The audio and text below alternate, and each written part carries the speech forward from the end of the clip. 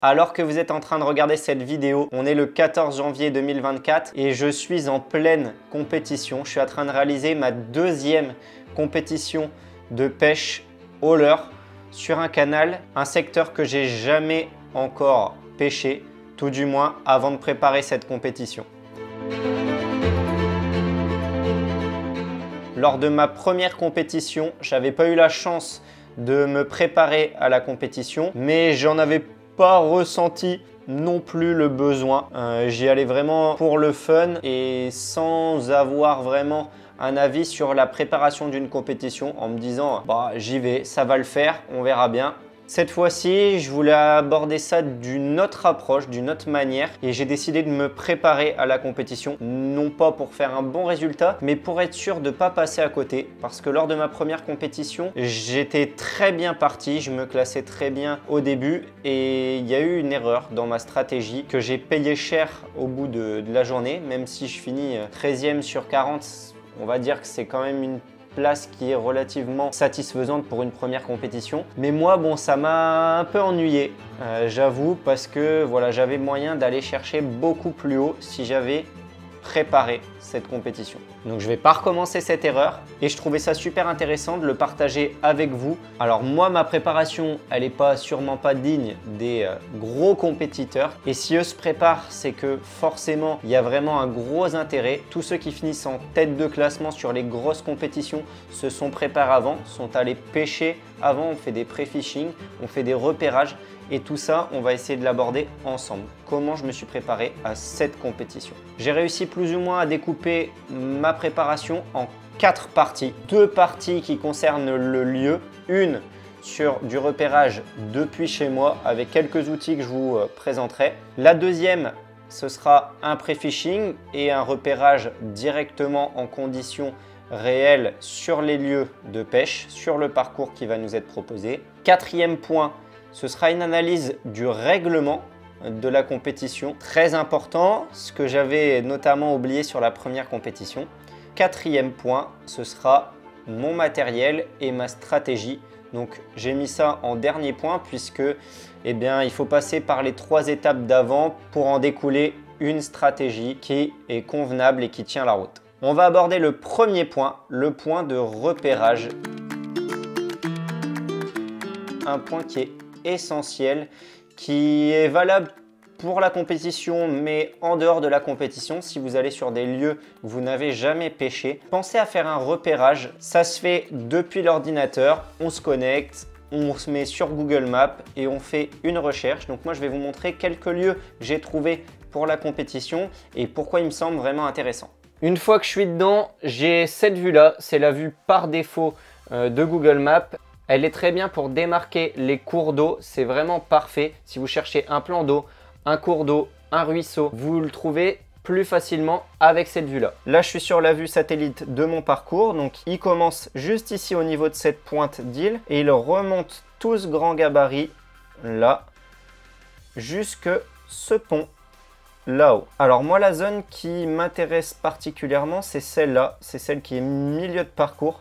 Parce que ça se sépare en deux, il y a un tout petit bras qui est juste là, qui fait le tour de la ville. Et généralement sur les périodes de froid, eh bien les poissons ont tendance à rentrer. Moi c'est ce que je constate, à rentrer dans les petits bras pour se mettre un petit peu à l'abri. Malheureusement, lors de mon pré-fishing, j'ai voulu pêcher juste ici. Il y a une écluse, j'ai voulu pêcher en bas. J'avais trouvé une zone qu'on voit bien là de végétation. En me rendant sur place, je me suis rendu compte que c'était la renouée du Japon tout simplement qui tombait dans l'eau. C'est des bonnes zones pour que les poissons puissent se cacher en dessous. Malheureusement, c'était gelé. Donc cette partie, je pense qu'on ne pourra pas la pêcher non plus au concours, ce sera encore gelé. J'avais un petit peu marché là pour faire du repérage tout le long en allant jusqu'ici, jusqu'à cette pointe là. Ici, ça tombe vraiment à pic sur la bordure et également ici. Ensuite, ici, on a un pont qui est très intéressant aussi, qui est avec des berges abruptes directement. Donc ça peut être aussi une zone intéressante. Et la zone qui est pour moi la plus intéressante, c'est celle-là, celle sur le grand gabarit avec la grosse écluse juste là. Plus particulièrement, ça va être la zone qui est en bas, c'est celle que je compte vraiment pêcher et vraiment poncer. Bien entendu, pour les écluses, il y a les 50 mètres en aval et en amont à respecter. C'est valable quasiment partout sur toutes les écluses, donc renseignez-vous bien. Ici, il y a des panneaux qui sont directement sur l'écluse, donc c'est très facile de voir où on a le droit ou pas de pêcher. Ici, il y a une arrivée d'eau et juste au niveau de ces piliers-là, il y a un gros tombant ici en pierre, un tombant rocailleux. Donc ici, ça peut notamment tenir des persidés. C'est la zone que je vais vraiment cibler dès le matin. Si je peux me placer juste là sur le quai et lancer comme ça va être vraiment ma zone de prédilection. De l'autre côté, on a des péniches de stationner qu'on peut également pêcher à partir d'ici, il me semble, jusque là. Donc quand moi j'étais en pré-fishing, il y en avait aussi là, des bateaux, des péniches. Ça peut caler quelques poissons en dessous, d'autant plus qu'on a ici des poteaux. Si on continue de remonter, on va tomber sur une station d'épuration qui est juste là et elle rejette de l'eau juste ici. Cette zone-là, c'est aussi une très bonne zone puisqu'il y a de l'eau et parfois elle est légèrement plus chaude que celle du canal. Et sur ces périodes-là, on sait à quel point les poissons cherchent aussi la chaleur. Une fois que j'ai repéré et noté tous les spots qui me semblent intéressants, eh bien, je vais aller constater sur place. Donc, ça m'amène à la deuxième étape, l'étape de lieu de repérage et de pré-fishing. Directement sur les lieux. Là, j'ai pris ma voiture, je suis allé sur les spots de pêche. J'y suis allé 3 jours à l'avance. J'aurais peut-être pu y retourner après, mais je préférais pas. Ça m'a semblé suffisant, largement suffisant ce que j'ai fait. Donc j'ai marché beaucoup. J'ai essayé d'aller repérer les spots sans ma canne à pêche, simplement en marchant, en regardant avec mes lunettes polarisantes si je ne voyais pas 2-3 endroits qui pouvaient se démarquer ou même des poissons en bordure que je pourrais aller recibler plus tard pendant la compète. Ça n'a pas été le cas, donc je me suis replié sur la deuxième partie sur lesquelles j'avais repéré aussi quelques spots, qui est là un plus grand gabarit. Et sur ce grand gabarit, j'ai trouvé quelques zones qui me semblent vraiment très cool, notamment proche d'une écluse avec parfois une arrivée d'eau, un rejet d'eau. J'ai pu sonder quelques cassures, donc pour ça j'ai pris ma canne, je me suis mis un drop shot. C'est vraiment l'arme que je pense utiliser le plus pendant cette compète, mais je l'ai pas utilisé tellement pour pêcher. J'ai pas beaucoup pêché, j'ai peut-être pêché 1h30, 2 heures grand maximum, mais j'ai surtout gratté et j'ai repéré les endroits où ça cassait, là où il pouvait y avoir potentiellement des poissons qui se tiennent. Pourquoi faire un repérage en vrai?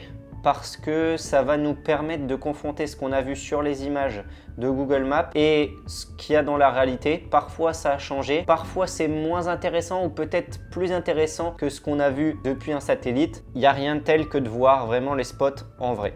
Tous ces spots, je les ai notés. J'ai déjà en tête que je vais faire, que je vous présenterai dans le quatrième point, mais ça va me permettre de bouger. Si jamais je vais sur ma zone et mon plan A ne fonctionne pas, j'ai un plan B, j'ai un plan C, j'ai un plan D, j'ai d'autres spots sur lesquels je vais pouvoir m'orienter assez facilement pour rattraper le coup. On en arrive au troisième point. Le troisième point, c'est celui que j'avais négligé sur la première compétition, c'est le règlement. Le règlement d'une compétition, ça varie tout le temps, selon les compétitions. En l'occurrence, celle que je vais faire dimanche, c'est un concours FFPS. Il y a un règlement qui est fixé de base et peuvent s'ajouter quelques règles qui sont fixées par l'organisateur du concours. J'ai bien lu tout ce qui était possible de faire ou non, ce qui était autorisé ou pas. Bon, bien entendu, il y a des règles de base dont je vous épargne tout un dialogue, mais c'est une compétition au leurre uniquement. Et il y a 3 espèces cibles, c'est ça qui est très intéressant. La perche, le sandre, le brochet. Il y a un quota de 15 poissons sur la journée qui va être comptabilisé. Les 15 poissons qui rapportent le plus de points. Sur les 3 espèces que je vous ai citées, il n'y a pas de coefficient multiplicateur. Par contre, il y a des mailles. Pour la perche, pas de maille, rien du tout. Une perche de 5 cm, ça vaudra un certain nombre de points. Le sandre a une maille qui est fixée à 30 cm et le brochet, une maille qui est fixée à 40 cm. Alors, vous allez me dire, peut-être que le brochet, c'est faible, 40 cm. Généralement, c'est 60. C'est tout simplement que sur les biefs qu'on va pêcher, c'est pas l'espèce la plus présente. D'accord? Pas du tout même. Il va y avoir davantage de persidés. Et c'est pour ça qu'il est important aussi de connaître les lieux, échanger avec d'autres pêcheurs qui pêchent ce secteur-là habituellement, puisque moi je ne le connais pas. Je connaissais pas ce secteur-là du tout. J'ai pu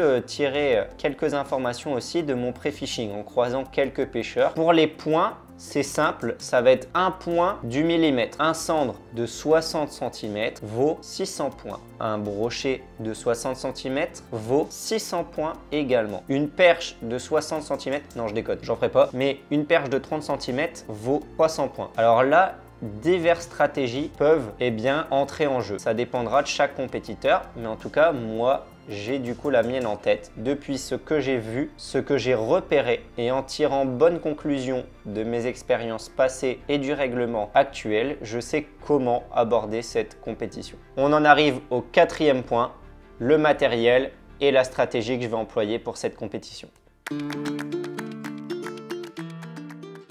Première idée que j'avais dans la tête et pour me retirer un gros poids, j'ai fait le choix de ne pas du tout cibler le brochet, le mettre de côté, de ne pas prendre nécessairement du matériel pour le pêcher, de m'encombrer avec une canne dédiée pour cette pêche-là, des leurres pour cette pêche-là. Je le mets de côté et je vais vraiment me concentrer sur les percidés. D'autant plus qu'on est arrivé sur une période qui est très fraîche, plutôt un moment qui est favorable à la pêche des percidés, notamment du cendre, c'est la période un peu phare là maintenant pour le pêcher. Les perches aussi qu'on peut encore attraper. Le brochet, on pourrait le cibler, mais là, pour le coup, je pense que c'est pas du tout judicieux. Donc j'ai préparé un petit peu de matériel que j'ai amené là. Donc bien entendu, je vais emmener mes leurres pour pêcher le cendre. C'est ce que je vais commencer à cibler dès le matin. Des expériences de ZanderQuest qui me servent énormément. Matin, soir, lever du soleil, coucher du soleil, c'est vraiment les meilleurs moments pour le pêcher. Donc je vais attaquer la compétition sur ça. D'autant plus que coup du soir, le jour de mon pré-fishing, j'ai discuté avec un pêcheur au vif qui vient là très régulièrement. Il fait pas mal de cendre. J'avais eu des échos d'amis qui aussi pêchaient cette zone-là pour le cendre. Donc vous avez vu qu'en multipliant les échanges, eh bien ça permet de rassembler et de concrétiser une information. Pour pêcher le cendre, j'ai pris mes têtes plombées. Ça, je manque pas de tête plombée. Ici, j'ai toute une boîte bien remplie que j'ai rechargée là dernièrement. Je suis parti sur des têtes plombées de 5 grammes jusqu'à 10 grammes. Donc j'ai 5, 7, 10 de mémoire avec différentes longueurs d'hameçon. Tout ça, ça va largement me permettre de pallier à toutes les situations que je rencontre sur les canaux chez moi. Et forcément, j'ai pris les leurres qui sont adaptés. Donc là, j'ai ma boîte de leurres déjà prête avec quelques slick shad par exemple que j'aime bien utiliser. Donc tout ça, je vous l'ai déjà un petit peu présenté dans ZanderQuest. Mais voilà, on retrouve différents leurres, différents types de leurres. Donc là, j'ai des finesses aussi un peu plus grands. J'ai différents coloris, j'ai différentes tailles. Donc j'ai une première boîte comme ça et j'ai une deuxième avec des leurres un petit peu plus gros. Ceux-là, je vais me les garder, mais plutôt dans ma voiture. Je vais surtout commencer avec ça. Je vais pas pêcher trop gros. Dans l'idée, j'aimerais bien me fixer à ce que j'ai vu. J'ai vu pas mal de petits poissons, donc de poissons fourrage, mais de petite taille. Et ensuite vient la perche. La perche, ça va être quelque chose aussi de très important dans ma compétition. Ça va être le poisson qui peut, si je tombe sur un banc de poissons et que j'arrive à enchaîner, rapporter très vite des points. Si je fais une perche de 15 cm, bah, ça me fait 150 points. Une deuxième, 150 points, 150 points, jusqu'à voilà 15 poissons. Je peux faire, si je fais 15 perches de 15, je pense que honnêtement, je serais pas mal dans la compétition. Faut pas oublier qu'on est en hiver, il fait froid, il y a gelé ces derniers temps. Donc à mon avis, pour arriver jusqu'à un quota de 15 poissons, va falloir être très bon. Je pense que je l'atteindrai pas, mais j'espère me démarquer avec un beau cendre qui sorte un peu du lot, au-dessus de 60, ça me mettrait vraiment bien. Ensuite, j'ai mon sac. Dans mon sac qui va être sur mon dos toute la journée, j'ai encore quelques leurres. Alors ça va être mes leurres pour pêcher la perche. J'ai ramené tout ce qu'il faut pour faire un drop shot. Ça va être ma technique pour cette compétition. Ça l'est souvent sur le street fishing. Ça permet de pas trop s'accrocher. Ça permet surtout de gratter très lentement, d'envoyer un tout petit leurre très loin, très précisément et de gratter, même des fois en étant carrément immobile. Pour ça, j'ai pris mon fluoro. Donc là, moi, je pars sur du 22 centièmes. Ça va me permettre de pêcher le cendre et de pêcher la perche. Bon, j'ai pris quelques têtes plombées au cas où il fallait changer un petit peu l'approche et être vraiment sur le fond. Ça pourra être utilisé avec notamment des écrevisses que je vais peut-être essayer vraiment à gratter le fond. Ensuite, j'ai une boîte qui va directement devant. Et celle-ci, c'est ma petite boîte avec tous mes leurres souples. Donc tous mes petits leurres souples pour le drop shot, ils sont là. Ils sont rangés par coloris.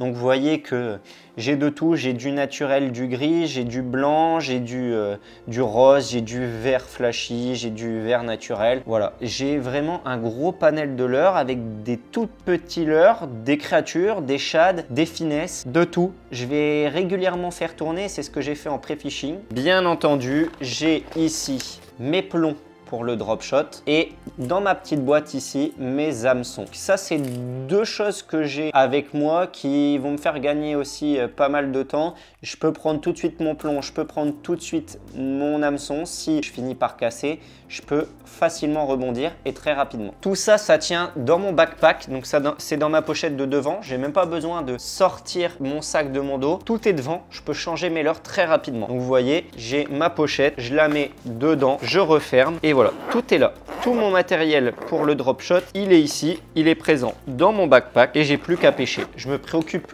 plus de rien et je gagne du temps. Pour pêcher, il faut une canne, ça me paraît logique. Moi, j'ai fait le choix d'en prendre qu'une seule avec moi. J'en aurai une de secours dans ma voiture au cas où qu'il y ait une casse ou quoi que ce soit ou un problème de moulinet. On ne sait pas. Ici, mon 724 Statement que vous commencez à bien connaître. 5,25 grammes qui va me permettre de pêcher le cendre. C'est ma canne de prédilection pour ça. Et avec un drop shot, ça fera vraiment l'affaire aussi. C'est ma canne qui est polyvalente pour la compétition. Et pour finir, parce qu'il ne faut pas l'oublier et pas le négliger, l'épuisette qui va jouer un rôle très important dans ma pêche. C'est une épuisette que je me suis achetée récemment. C'est la Street Fighter 3,70 m de chez Fox Rage. C'est une épuisette qui est dédiée au street fishing que j'ai commencé à utiliser et qui est vachement pratique pour tous les grands quais que je rencontre chez moi. Et ce sera le cas pendant la compétition. Donc sans cette épuisette, je pense que j'aurais pas pu faire la compétition tout simplement.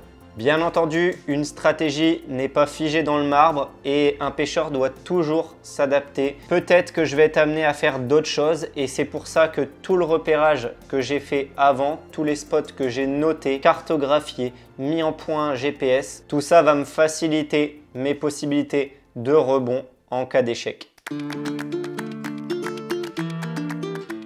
J'espère que vous avez pu, à travers cette vidéo, comprendre un petit peu ma vision et ma préparation de cette compétition. N'hésitez pas en commentaire à me dire si vous aussi, vous avez déjà participé à une compétition. Est-ce que c'est quelque chose qui vous plairait ou pas du tout? Et pourquoi aussi ça vous plaît ou pas? Moi, c'est vrai que je m'y suis lancé dans un but plutôt de m'amuser et en même temps aussi, bien entendu, de me mesurer aux autres pêcheurs pour voir où j'en suis. Tout ce que j'apprends en compétition, là, ça me resserre dans la pêche sans compétition, normale, de tous les jours, quand je vais vous tourner des vidéos ou alors que j'y vais sans caméra. Eh bien, il ne me reste plus qu'à vous inciter à aller me rejoindre sur mon compte Instagram qui s'affiche à l'écran puisque je partage davantage de contenu, des petites vidéos exclusives. Je vais partager du coup le concours avec vous. Je filmerai pour YouTube et la vidéo sera disponible la semaine prochaine. Dimanche prochain, vous retrouverez la compétition en vidéo. En temps réel, vous pouvez me suivre sur le compte Instagram. Je mettrai quelques stories pour vous dire où j'en suis, si la pêche se déroule bien, si elle se déroule pas bien, comment ça se passe pour les autres compétiteurs. Je vous invite également à vous abonner à la chaîne YouTube pour ne pas louper la vidéo de la semaine prochaine et la compétition. C'était Louis et selon le rituel de la chaîne, allez, ciao ciao!